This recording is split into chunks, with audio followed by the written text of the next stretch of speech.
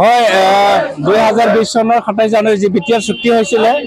এই চুক্তি কিছুমান দফাবিলাক ৰূপায়ণ হ'ল আৰু বাকিবিলাক ৰূপায়ণ হোৱা নাই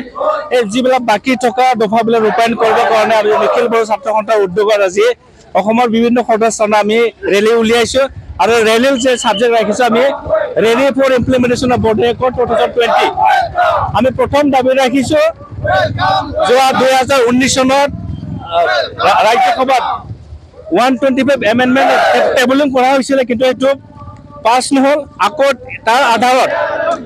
280 আৰ্টিকেল আৰু 6 যি এমেন্ডমেন্ট এক্ট এটো অহাক্ষেত্ৰকালীন অধিৱেশনত পাছ কৰিবৰ কাৰণে আমি অনুৰোধ জনাইছো আৰু ইয়াৰ দ্বাৰা বিটিআৰ এটা পূৰ্ণাংগ বিটিআৰ হিচাপে স্বীকৃতি কৰিবৰ কাৰণে আমি দাবী ৰাখিছো আৰু দ্বিতীয় দাবী হ'ল আমাৰ কাৰ্বি আংলং আৰু Dima হাছাওত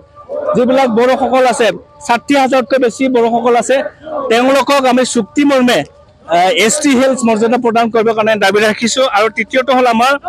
Bodo Kachari welfare autonomous council যেটা কাউন্সিল গঠন কৰা হ'ল এই কাউন্সিলৰ আজিলৈকে সীমা নিৰ্ধাৰণ কৰা হোৱা নাই গাঁও অন্তৰ্ভুক্ত কৰাটো ঠিক হোৱা নাই গাঁও অন্তৰ্ভুক্ত কৰি পেলাই সীমা নিৰ্ধাৰণ কৰি পেলাই অতি সোনকালে বড়ো কছাৰী ৱেলফেয়াৰ অট'নমাছ কাউন্সিলতো ইলেকশ্যন কৰিবৰ কাৰণে আমি দাবী ৰাখিছো আৰু 4 নম্বৰ দাবীটো ৰাখিছো আমি বিটিআৰ চুক্তি যি 6.3 আছিল দফা তাৰ লিপিবদ্ধ কৰা আছিল যিবিলাক মাতৃভাষা মাধ্যমৰ school LP school ME school high school অনতি সোনকালে অনতি পলমে এই স্কুলবিলাক প্ৰভিন্সিয়েলাইজ কৰিব লাগে সেইটো আমি দাবী ৰাখিছো আৰু আমি ৰাখিছো শোণিতপুৰ আৰু বিশ্বনাথত যি 60খন গাঁও বিটিআৰ অন্তৰ্ভুক্ত কৰা হ'ল আৰু তাতকৈ অধিক 300খন গাঁও অন্তৰ্ভুক্ত কৰিবৰ কাৰণে আমি দাবী ৰাখিছো আৰু তাৰ বাহিৰেও আমি যি বিটিআৰ চুক্তি যি 1500 কোটি আমাৰ বিভিন্ন শিক্ষা অনুষ্ঠান ডেভেলপমেন্ট পেকেজৰ কাৰণে তেওঁলোকে ঘোষণা কৰিছিলে আজিলৈকে 1500 কোটি টকাটো মুকলা কৰি দিয়া নাই অনতি পলমে মুকলা কৰি দিব কাৰণে আমি দাবী ৰাখিছো আৰু আমি দাবী ৰাখিছো যিবিলাক HNDB এতিয়াও জেলত আছে তেওঁলোকক জেলৰ পৰা মুকলি কৰিব লাগে আৰু যিবিলাক SNDB বিভিন্ন সদৰ থানা তেওঁলোকৰ কেছবিলাক পেন্ডিং হৈ আছে এইবিলাক আমি